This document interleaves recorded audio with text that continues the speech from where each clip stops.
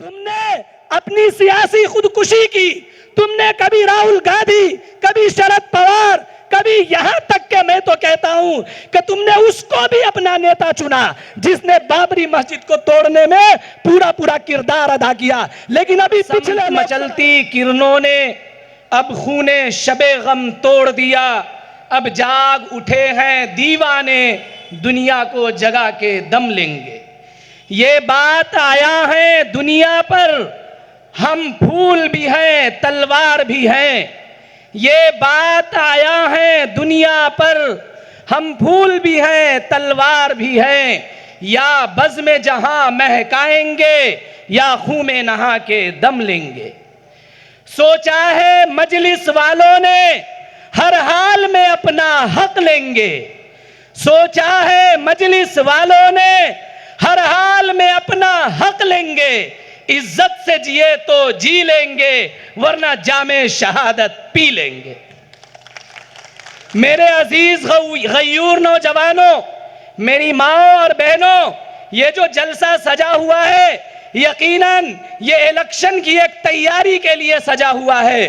और इलेक्शन की मुनासिबत से हम आपके सामने सिर्फ ये अर्ज करना चाहते हैं कि आपको फैसला लेना है कि इन 70 सालों से हम अपने बाप दादाओं के वक्त से जिन नेताओं को, जिन पार्टियों को इलेक्शन में जिताते लाए हैं, आखिर उन्होंने हमारे लिए क्या कदम उठाया, हमारे हुकूक के लिए कौन सा काम किया, हमारे नौजवानों पर जब जुल्म ज्यादती होती है तो उनका क्या एक्शन होता है। ये इस चीज को विचार करने का समय हमारे सामने आ चुका है। मैं आपको बताना चाहता हूं कि जब एक शेर ने, किसी शायर ने एक शेर कहा था कि जुदा हो दी सियासत से तो रह जाती है चंगेजी। जब मुसलमान अपनी सियासी क़यादत से दूर हुआ तो राहुल गांधी जैसा मक्कार और झूठा नेता पैदा हुआ। जब मुसलमान सियासी क़यादत से दूर हुआ तो नीतीश राणे जैसा बदजन, बदअखलाक, बद किरदार नेता पैदा हुआ। जब मुसलमान सियासत से दूर हुआ तो कांग्रेस, एनसीपी और शिवसेना जैसी बदजन, बदअखलाक, बद किरदार पार्टियां पैदा हुई। अगर आप सियासत में मुत्तहिद होते, आप अगर सियासत में मुनज़्ज़म होते, अगर इन 70 सालों में आप अपनी सियासी क़यादत को मजबूत किए होते तो यकीन जानो जो आज देश का माहौल है, यह माहौल कभी पैदा नहीं होता। इस देश में एक अलग माहौल होता। लेकिन अफसोस सद अफसोस, आज भी कुछ नौजवान टोपी कुर्ता पैजामा लगा कर आएंगे और कहेंगे कि हम ओवैसी को आगे नहीं बढ़ने देंगे।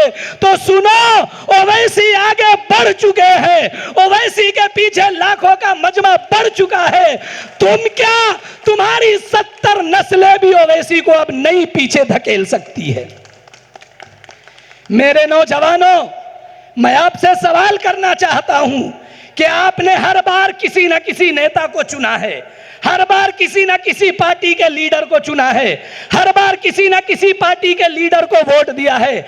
लेकिन आप सोचिए, आप विचार कीजिए कि जब आपके हुकूक की बातें आती है, आपके मसाइल को हल करने की बातें आती है, आपके मसाइल के ऊपर एक्शन लेने की बातें आती है, तो कौन खड़ा होता है? बैरिस्टर असदुद्दीन ओवैसी, जो सड़क से लेकर पार्लियामेंट तक बेबाक अंदाज में आपकी लड़ाई लड़ता है। आपको ऐसे नेता के साथ खड़ा होनी चाहिए या नहीं होनी चाहिए, फैसला आपको करना है। मेरे अजीज नौजवानों, जरा सोचो, ये इतना बड़ा मजमा आया है, आप लोग हाथ उठाकर बोलिए, क्या आपको किसी ने पैसे दिया है? क्या आपको किसी ने एक चवन्नी दिया है? किसकी मोहब्बत में आए हो? यह हमारे लीडर जनाब अकबरुद्दीन ओवैसी की मोहब्बत में आप हाजिर हुए हैं। तो हम आपसे इल्तिमास करते हैं कि अगर आप असदुद्दीन ओवैसी और अकबरुद्दीन ओवैसी साहब की मोहब्बत में दूर दराज से चलकर यहां तशरीफ लाए हैं। तो 20 तारीख को जब वोट देने की बारी आएगी तो आप भटकना नहीं, आप किसी के बहकावे में नहीं आना, बल्कि हमारी बहन अस्मा शेख के 6 नंबर के बटन को दबाकर भारी मतों से आपको कामयाब बनाना है।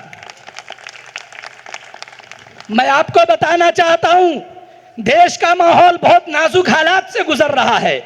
देश के अंदर मुल्क बर्मा और अस्मेन जैसी हालात पैदा करने की कोशिश की जा रही है।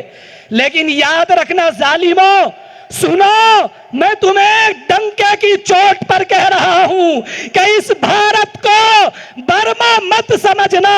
यहां का मुसलमान बहुत हौसलामंद बेबाक है। असदुद्दीन ओवैसी अगर एक आवाज लगाएंगे तो मुसलमान अपने जान माल की बाजी लगाकर उनके पीछे दौड़ पड़ेगा।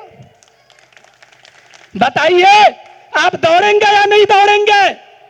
बताइए, आवाज नहीं आ रही है आपकी। बताइए, असदुद्दीन ओवैसी की आवाज पे लब्बैक कहेंगे या नहीं कहेंगे? हाथ उठाकर कहिए। आप सिपाही बनेंगे, आप असदुद्दीन ओवैसी के सिपाही बनेंगे, आप अकबरुद्दीन ओवैसी के सिपाही बनेंगे तो असदुद्दीन ओवैसी साहब ने हमारी बहन अस्मा शेख को आपके सामने आपकी नुमाइंदगी करने के लिए भेजा है। तो आप अस्मा शेख को जिताकर महाराष्ट्र की असेंबली भेजेंगे या नहीं भेजेंगे? जोर से बोलिए, भेजेंगे? मुझे पूरी उम्मीद है कि इस बार कुर्ला इंशाअल्लाह एक तारीख रकम करने जा रहा है। कुर्ला की तारीख बदलेगी, कुर्ला की हिस्ट्री में चेंजेस आएगा और इस बार मजलिस की शेख अस्मा हमारी बहन जीतकर महाराष्ट्र की असेंबली में एक दमदार और गरजदार आवाज के साथ पहुंचेगी इंशाअल्लाह ताला। मेरे अजीज दोस्तों, समय कम है, हम आपका ज्यादा वक्त नहीं लेंगे। मुकर्ररीन की बड़ी लंबी फहरिस्त है हमारे हाथों में। मैं आपसे बस ये अपील करना चाहता हूं कि आप यहां से जाइए, अपने घरों में, अपने मोहल्ले में, अपनी गलियों में, अपने दोस्तों के बीच में, अपने रिश्तेदारों के बीच में, और सिर्फ एक पैगाम दीजिए कि सुनो मेरी बहनों, सुनो मेरी भाइयों, सुनो मेरे दोस्तों, तुमने 70 सालों से अगर अपनी सियासी क़यादत को मजबूत किया होता तो आज असदुद्दीन ओवैसी को तुम्हारे बीच में आने की जरूरत नहीं होती। तुमने अपनी सियासी खुदकुशी की, तुमने कभी राहुल गांधी, कभी शरद पवार, कभी यहां तक कि मैं तो कहता हूं कि तुमने उसको भी अपना नेता चुना जिसने बाबरी मस्जिद को तोड़ने में पूरा किरदार अदा किया। लेकिन अभी पिछले लोकसभा इलेक्शन में तुमने भर भर कर उसको वोट देकर जिताया। लेकिन बताओ कि जब ट्रेन के अंदर तुम्हारे भाई को मार रहा था, उसका कोई एमपी तुम्हारे लिए आवाज उठाया? उसका कोई लीडर तुम्हारे हक के लिए लड़ा? क्या किसी एमपी की तुमने पार्लियामेंट में आवाज सुनी जो तुम्हारे हुकूक के लिए गरज रहा हो कि हाँ मेरे मुसलमान भाइयों को ट्रेनों में मत मारो? तो बस फैसला आपको करना है। इस बार भटकना नहीं है। बोलिए जोर से, इस बार